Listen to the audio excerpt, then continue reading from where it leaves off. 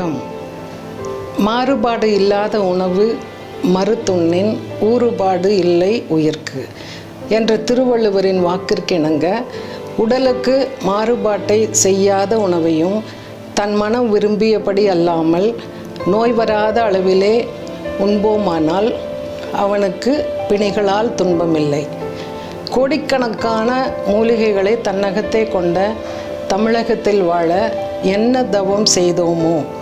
நம்மை சுற்றி சாலை ஓரங்களிலும் காடுகளிலும் மலைகளிலும் செழிப்பாக வளர்ந்துள்ள பல மூலிகைகளில் இன்று வேலை வகையை சார்ந்த தூதுவளையை பற்றி பார்ப்போம்.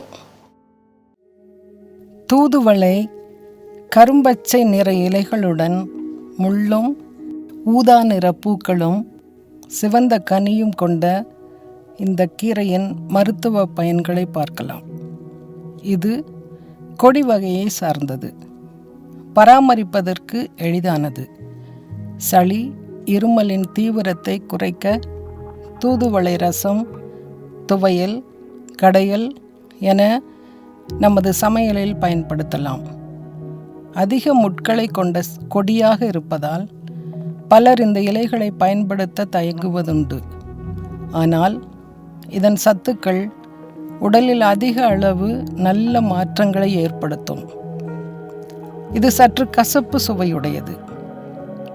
சிறுநீரக செல்களுக்கு ஏற்படும் பாதிப்புகளுக்கு இந்த கீரை சிறந்த மருந்தாகும். தூதுவளை இலைகளை பயன்படுத்தும் போது உடம்பின் வெப்பம் சற்று உயரும். அதனால் வழக்கத்தை விட சற்று தண்ணீர் அதிகமாக குடிக்க வேண்டும். கபம் அதிகமாக நுரையீரலில் சேர்ந்திருந்தால் இந்த மூலிகை அதை கரைத்துவிடும். கொடிமுள்ளு நாளும் கபத்தை அறுக்கும் என்ற பழமொழி இக்கீரைக்கு பொருந்தும். இந்த கொடியை வளர்ப்பது மிகவும் எளிதாகும். சிவந்த சிறு விதைகளை உள்ளடக்கிய இதன் பழத்தை நிலத்தில் இட்டால் ஏராளமான செடிகள் வளரும். நுரையீரலையும் சிறுநீரகத்தையும் காக்கும் இம்மூலிகை ஒவ்வொரு வீட்டிலும் இருக்க வேண்டிய கொடி. இதை வளர்த்து நோயின்றி வாழ வாழ்த்துகிறேன். இன்று தூதுவளையை பற்றி பார்த்தோம்.